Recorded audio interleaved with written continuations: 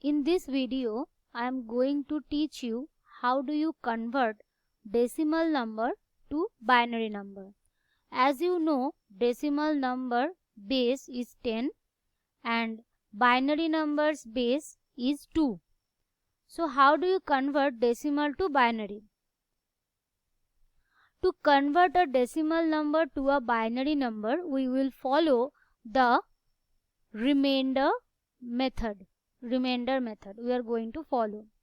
In this method, the decimal number will be divided by the base of the binary number, that is 2, and the remainders we will obtain will be indicated at the right side. That means we will collect the remainder at the right side. Then this division will continue until the quotient is reduced to a number less than 2, that is less than the divisor. We will then stop our division. Finally, the binary numbers will be the collection of all the remainders we obtained in a reverse order. So this you should keep in mind that remainders of the divisions will be collected in reverse order. That is, the remainder of the last division will be collected first and the remainder of the first division will be collected last. Now if your decimal number has a fractional part, then this fractional part should also be converted into a fractional binary number. So to convert the fractional decimal number to the fractional binary number, we will use repetitive multiplication of that number by the base of binary number, that is 2.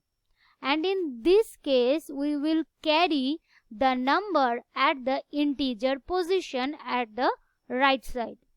And then finally, all those carries will be collected in a forward direction, that is from the first to last. So for the integer part, the remainders will be collected from last to first, and for the fractional part, the carries will be collected from first to last. Now let's see a demonstration that will clear the concept. So here we have a number 25.75. So 25 is the integer part and 75.75 is the fractional part. So let's treat this integer part first. So our integer part is now 25.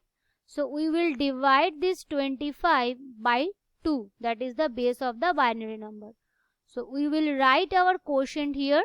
So when 2 divides 25, we will get quotient as 12 and remainder as 1. So this 1 is what?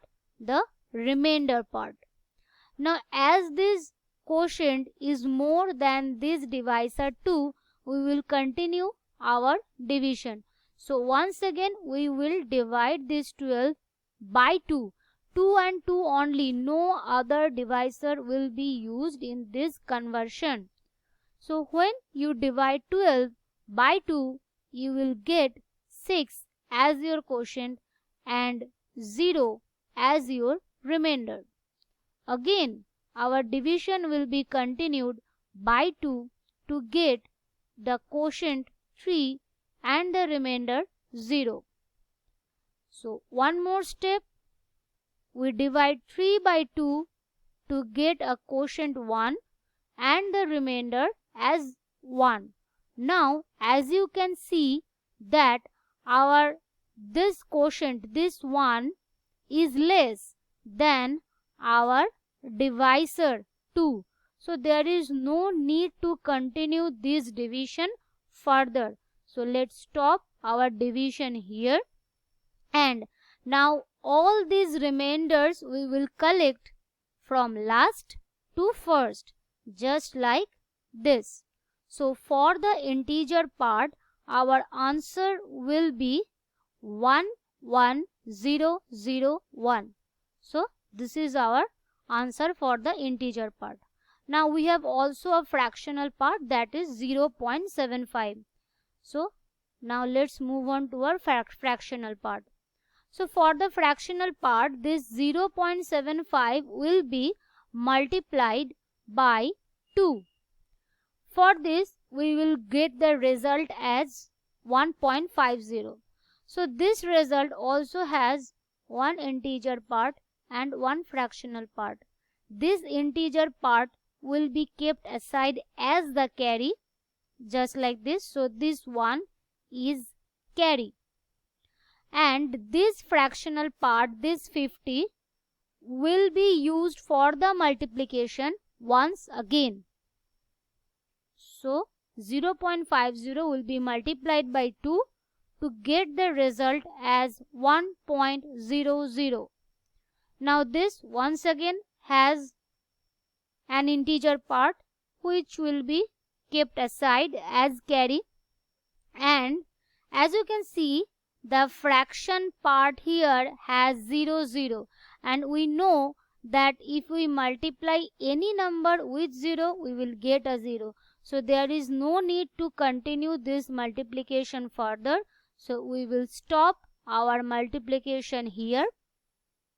And now the time is to collect this carry.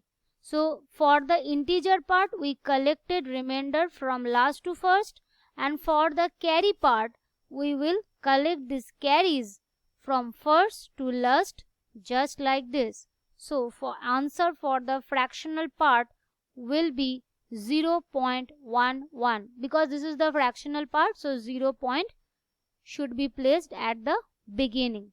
So the final answer will be, for 25.75, our final answer is 11001, that will get from the integer part, and then point for the fractional part, and the answer was 11.